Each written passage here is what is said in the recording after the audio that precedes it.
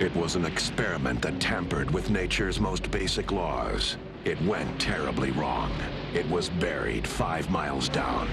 Now, a crew of undersea miners is about to stumble upon this terrifying secret. Shack to 7, what's going on out there, Williams? My God, are you picking this up? Look at that. Leviathan. Right before we started Leviathan, there were 3 undersea movies that were happening.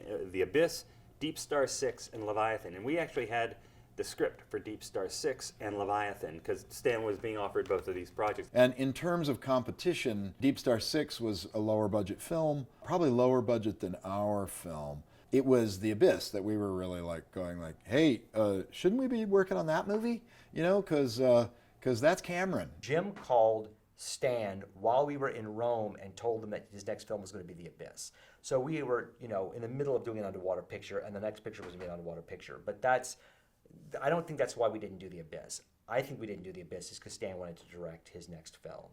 I think that's what it was. And he knew that he couldn't give Jim Cameron half of his attention. It had to be all or nothing. So he chose nothing. But the funny thing was the director of Leviathan, George Cosmatos, who was this hilarious Greek guy, very passionate, fun guy. He said when the thing came up about James Cameron is doing an underwater movie, he said, "Boys, we're going to show Cameron how it's done."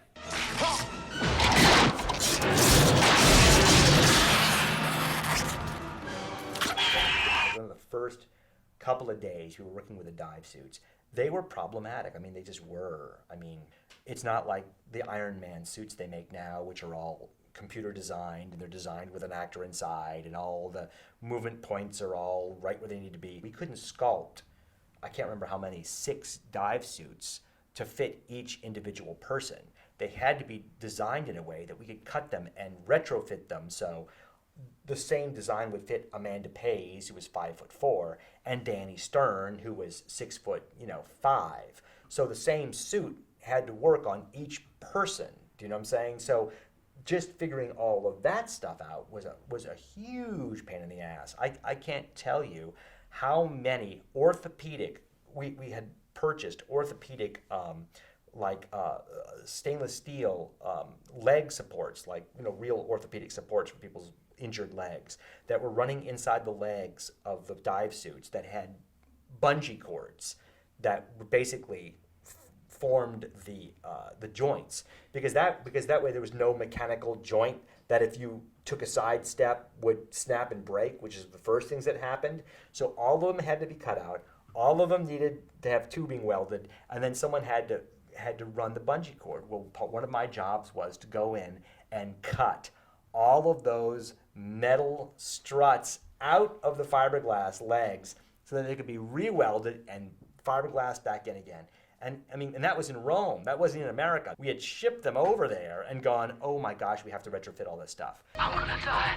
I ain't gonna die. The ideal aspect of Leviathan, that even underwater, was all shot on a dry stage. So they would overcrank the camera so it would play a little bit under speed, so you felt like there was the density of water that the characters were walking through. The only problem was shooting in slow motion, you couldn't do dialogue effectively. So our solution to that was just to build these big-ass microphones that just covered their mouths so that whenever they talk, it was gave a weird kind of Thunderbirdy effect or something, right? It just kind of like somebody's jaw moving and they just put whatever they want in later. I had never heard Stan yell. Never. In my experience, I heard Stan yell until Leviathan.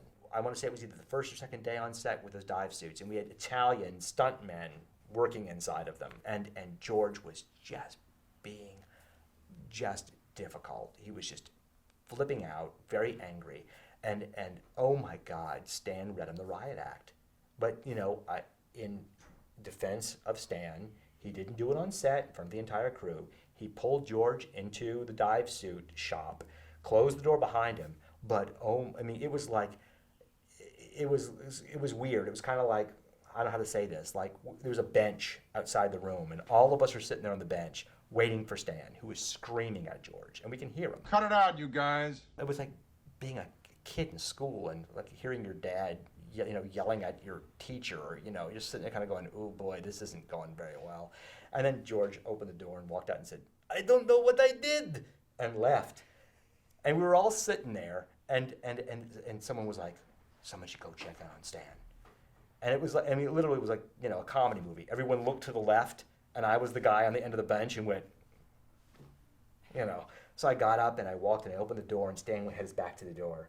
And he was breathing really hard, you know. And I just went, Stan, are you okay? He looked over his shoulder and said, give me a minute. And I just closed the door and sat back down again. I said, he's coming out in a minute. All I can say is that George Cosmatos, a little tribute to George Cosmatos, he was such a genuine, unique person. He was, on the one hand, full of himself and his accomplishments, and on the other hand, so insecure and ready, and that veneer would fall away so quickly.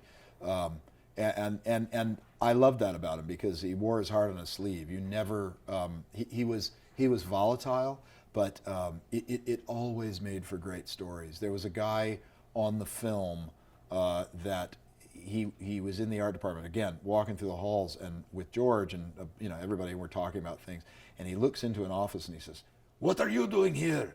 It was Bill Skinner. You could look Bill Skinner up. "Bill Skinner, I thought I fired you." And he runs away, and they move around.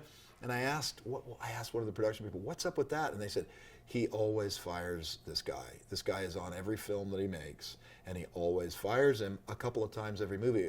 But the guy's really good, and he's, you know, they don't want to lose him, so they just shuffle him off and get him a different office until George forgets." So that was the kind of guy that George was.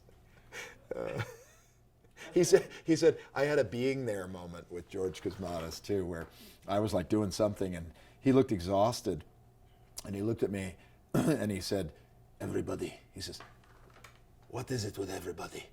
They all have 1,000 questions for me." And I was like, you know, doing my thing, and I just sort of said, "Hey, you're the director." And he says, "Yes, you're right. Brilliant." I'm like, what did I say? Oh, and that led me to not be able to go to my sister's wedding, because my sister's wedding was a week before the movie wrapped, and I was telling Stan, "I gotta go. We've talked about this. I got a hard out date. I'm in the wedding," right? And Stan said, "I no, you can't go. George says you're like his psychiatrist." And I'm like, "What?" He said, "Yeah, because of that thing you said about him being the director, and that's why people are." I'm like, no. I did get to go to my sister's wedding, and I don't know, man. Hopefully George was fine without me. I look at George, and I compare George to other directors I've worked with since George. And George was kind of like one of the last, how do I say this politely? And I mean this as a compliment, megalomaniac directors I'd worked with. You know what I'm saying? Where they're just the king. They're the king. And it's not like the king surrounded by 6 producers who were all going, you know what I'm saying? Which is the way it is now.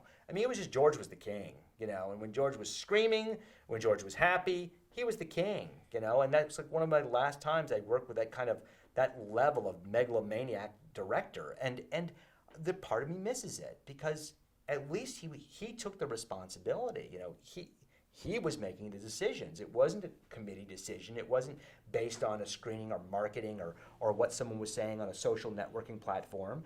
George shot the film that he thought was going to be great.